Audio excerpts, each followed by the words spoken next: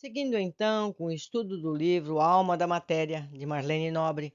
Quem chegou aqui agora, recomendo que comece desde o primeiro vídeo, porque o livro vale a pena. Esse livro vai nos falar qual a contribuição do Espiritismo à medicina. Deve-se copiar gente? Fabricar embriões humanos? Esse livro responde a essa e outras questões. Em sua primeira parte, ela nos deu todo um apanhado médico espírita.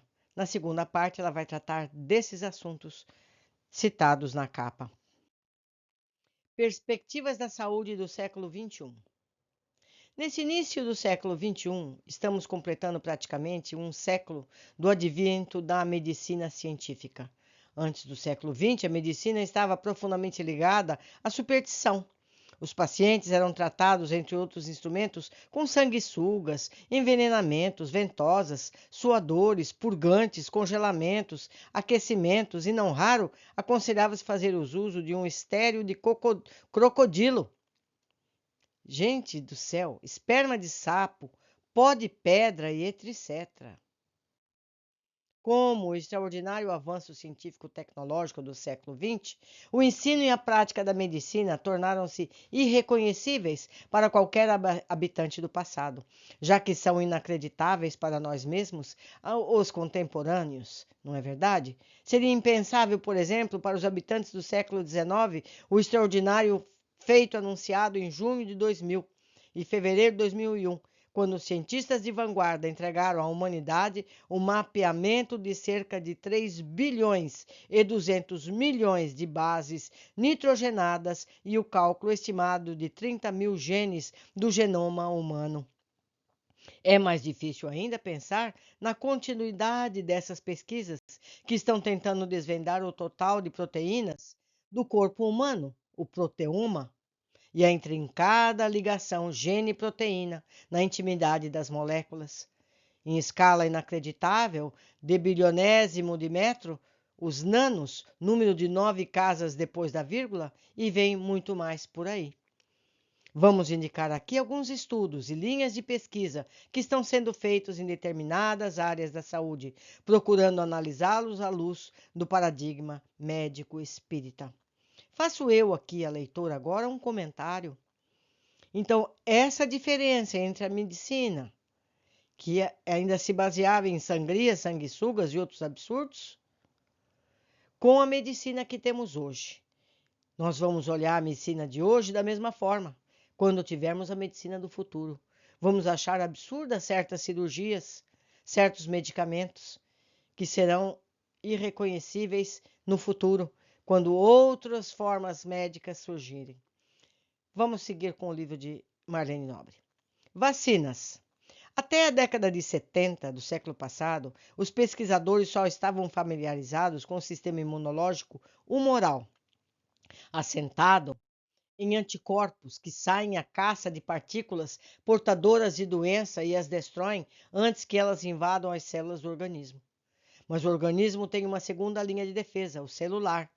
Em 1966, dois microbiologistas, Peter Doherty, da Austrália, Rodolph Zinkernagel, me perdoem a leitura, da Suíça, ganharam o prêmio Nobel por terem descoberto como esse sistema imunológico, o celular, funciona.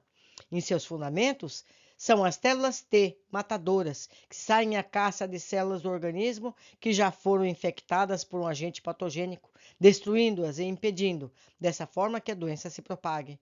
As melhores vacinas são as que conseguem ativar essas duas linhas de defesa, mas a verdadeira revolução tecnológica chegaria um pouco mais tarde, com a produção do DNA recombinante, a técnica mais eficaz de ativar as linhas de defesa. Meus amigos, já é a vacina do Covid que todos nós tomamos, não é verdade? E esse livro que ela escreveu, isso ainda não estava efetivo nessa época em que ela escreveu o livro, e ela já anuncia para a gente.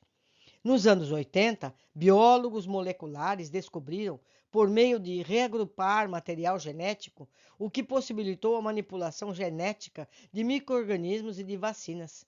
Margaret Liu, médica e imunologista do Chiron Corporation, empresa de biotecnologia localizada em Emerville, Califórnia, ou Emerville, não sei, lançou o conceito das vacinas de DNA, em 1992. Olhe só quando foi empregada, e as pessoas acham que essa vacina foi feita às pressas. Ela chefiou uma equipe de cientistas, demonstrando que, se os fragmentos de DNA que instruem uma célula para produzir um antígeno forem injetados diretamente no organismo, todas as suas células vão assumir a tarefa de produzir substância. Tais antígenos podem causar uma enérgica reação das células T matadoras. As manipulações genéticas fazem com que a nova esperança superar um dos maiores problemas da criação de vacina, o fato de os agentes patogênicos corriqueiros sofrerem mutações rápidas, dificultando o desenvolvimento de uma vacina capaz de enfrentar um mutante.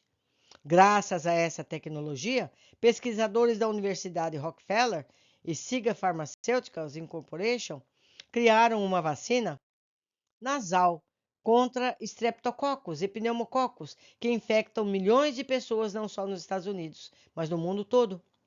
Também com a utilização dessa técnica, têm surgido experimentalmente vacinas contra a HIV, o método fundamental contra o HIV e outros agentes patogênicos que penetram no organismo através das vias respiratórias, digestiva, reprodutiva e o estimula a imunidade das mucosas. É a chamada vacina das mucosas, como a nasal já citada. Enquanto as vacinas tradicionais atuam na corrente sanguínea, provocando a reação imunológica depois de o organismo for infectado, as vacinas das mucosas são aplicadas em spray e podem evitar sumariamente a infecção, estimulando células imunológicas que vivem no nariz, boca, vias genitais. Essas vacinas experimentais para mucosas estão se revelando promissoras contra o HIV, gripe, streptococo, herpes, clamídia e, embora as experiências não sejam conclusivas, já há dezenas delas em andamento e efetivas no Covid. Quando Marlene escreveu esse livro, isso ainda não tinha acontecido. Os primeiros testes começaram em 1987 e mais de 40 estudos foram feitos desde então, mas os progressos esbarram na extrema facilidade de mutação do vírus. Por isso, as vacinas mais promissoras são as que adotam mais de um método para estimular a reação imunológica. No ano 2000, Dan Baruch, da Escola de Medicina de Harvard, em 2001, Harry Robinson, do Centro de Vacinas Emory, Estados Unidos, apresentaram um estudo acerca de vacinas contra HIV, que estimulam a resposta da célula T de defesa, as mesmas que parecem controlar o sistema dos casos de desenvolvimento da doença. É possível que as vacinas venham a ser usadas como tratamento em conjunto com as drogas antirretrovirais, possibilitando a diminuição na quantidade delas. Elas seriam usadas no início do tratamento para manter a carga viral baixa. Nota 54. Ver Folha Ciência, 9 de março de 2001. Isabel Gerard. Comentários à revista Science, 9 de março de 2001. Segundo Anthony F. Fauci, pesquisador do HIV, diretor do Instituto Nacional de Alergias e Doenças Infecciosas, NIAID, de Bethesda, Estados Unidos, que coordena 9 dos 17 projetos de vacina contra o HIV.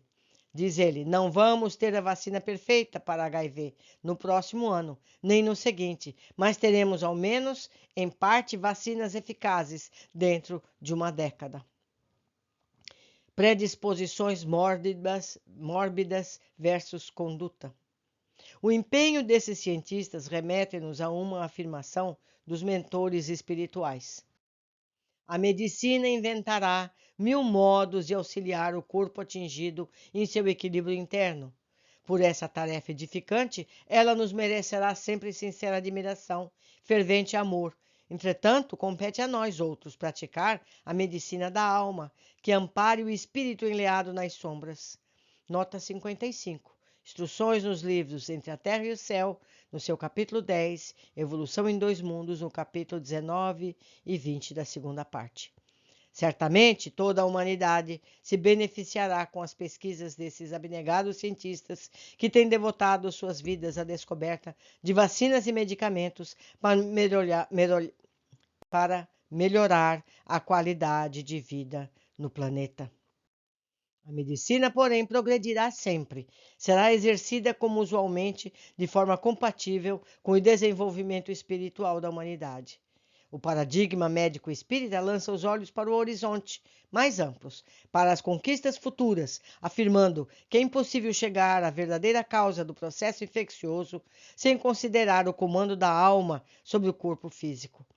Toda vez que o espírito comete uma falta, entendendo-se por falta a transgressão da lei do amor, ele provoca pelo remorso consequente, mesmo que irrompe de modo inconsciente o equilíbrio interno, desestruturando o corpo sutil ou perispírito. Surgem então as distonias diversas desses envoltórios sutis e as sinergias desarticuladas entre eles e o corpo físico adulteram as trocas vitais do organismo e provocam a ruptura da harmonia celular. Conforme sejam essas disfunções, determinadas zonas do organismo ficam mais vulneráveis, tornando-se passíveis de invasão microbiana. Desse modo, os germes patogênicos seriam uma ocorrência secundária. O verdadeiro desequilíbrio nasceria na mente, depois da falta cometida ou da ação menos digna realizada. É preciso ainda atentar para o fato de que a mente desequilibrada atrai outras que estejam na mesma faixa vibratória. Sobretudo as que se sentiram lesadas pela falta cometida e que pode agravar em muito o problema. No futuro, além das vacinas e medicamentos, teremos o apoio e efetivo mente humana para que ela consiga superar, através do trabalho construtivo, o próprio remorso, principalmente para que se conscientize de que o melhor sistema de prevenção à saúde consiste sempre na observância da lei de solidariedade e amor. No livro No Mundo Maior, no seu capítulo 11. Importante, meus amigos, todo esse conhecimento que estamos tendo. É importante que estudemos e entendamos todo esse processo. Se preciso for, ouçam novamente, buscam o PDF do livro, ou melhor, comprem o livro e leiam e emprestem a outras pessoas, para que esse conhecimento se popularize. Por hoje ficamos por aqui. Eu aguardo a todos amanhã. Um abraço e até breve.